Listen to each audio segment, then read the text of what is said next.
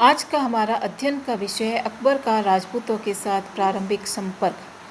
इस विषय का अध्ययन करने से पहले हमें अकबर की राजपूत नीति का विश्लेषण करना आवश्यक है, क्योंकि इसी आधार पर हम अकबर की राजपूताने में लागू नीतियों को समझ सकते हैं। अकबर ने राजपूत राज्यों के प्रति जो नीति लागू की थी वह दमन और समझौते के सिद्धांत पर आधारित थी।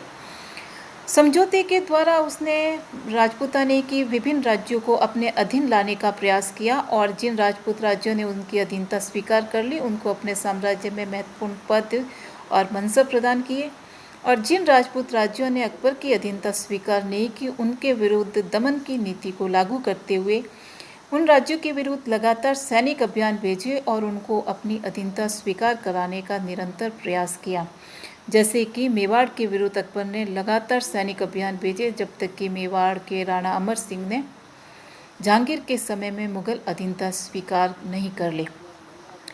अकबर की इस राजपूत नीति का मुख्य उद्देश्य मुगल साम्राज्य को स्थायित्व प्रदान करने के लिए स्वामी भक्त एवं वफादार वर्ग तैयार करना था, ताकि भारत में मुगल साम्राज्य को विस्तार और स्थायित्व प्रदान किया जा सके।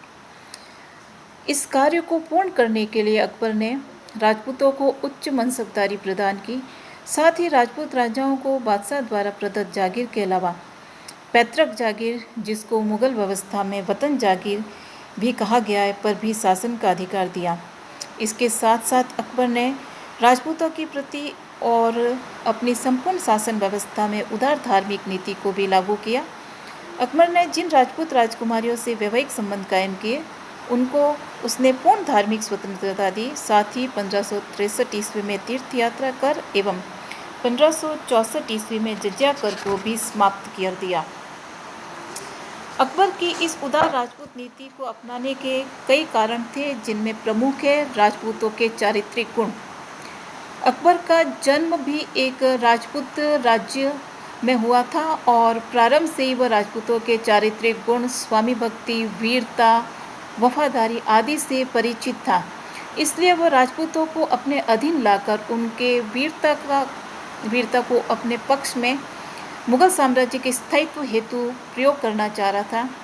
इसके अलावा अपने शासन के प्रारंभ में होने वाले विद्रोह, मुख्यतः मिर्जा बंधुओं के विद्रोह से अकबर को ये भली भांति ज्ञान हो गया था कि अगर भारत में मुगल साम्राज्य को स्थायित्व और विस्तारवादी रूप प्रदान करना है तो उसे भारत में ही एक स्वामी भक्त वर्ग तैयार करना होगा, और जिसके लिए राजपूत सर्वश्रेष्ठ थे। साम्राज्य के विस्तार एवं स्थायित्व प्रदान करने हेतु वो स्वामी भक्त वर्ग तैयार करना चाहता था और उसके लिए राजपूत श्रेष्ठ थे। इसके अलावा दिल्ली सल्तनत काल में राजपूत राज्यों और दिल्ली सल्तनत में लगातार संघर्ष होता रहा, जिसकी वजह से सल्तनत स्थायित्व प्राप्त नहीं कर पाई थी। इस संघर्ष को अकबर अपने अधीनता में लाकर अपने विस्तार के लिए प्रयोग करना चाहता था, इसीलिए उसने राजपूतों के प्रति उदार नीति की अवलंबन किया। राजपूतों के प्रति इस नीति के प्रमुख परिणाम, दो मुख्य परिणाम थे। मुगल साम्राज्य के लिए तो ये नीति बहुत ही लाभदायक सिद्ध हुई। राजपूतों ने मुगल साम्राज्य के विस्तार एवं स्थायित्व में बहुत ही महत्वपूर्ण योगदान दिया। अकबर ही नहीं, अकबर के बाद के मुगल शासकों के समय में भी राजपूतों के योगदान को मुगल साम्राज्य में नकारा नहीं जा सकता, किंतु स्वयं राजपूत राज्यों के लिए ये नीति हानिकारक सिद्ध हुई, क्योंकि राजपूत मुख्यतः मुगल सैनिक अभियानों में व्यस्त रहने के कारण अपने स्वयं के राज्य की ओर ध्यान नहीं दे पाते थे, जिसलिए उनके राज्यों में अव्यवस्था फैली। साथ ही साथ मुगलों की अधीनता स्वीकार करने के बाद में उनके स्वयं की सेना की इसको शक्तिशाली करने की कोई ज़रूरत नहीं पड़ी, जिसकी वजह से उनमें सैन्य शिथिलता आ गई थी, जो बाद के समय में जब अंग्रेज़ों का भारत पर शासन स्थापित हो गया, इस सैन्य दुर्बलता ने राजपूत राज्यों के लिए हानिकारक साबित हुई।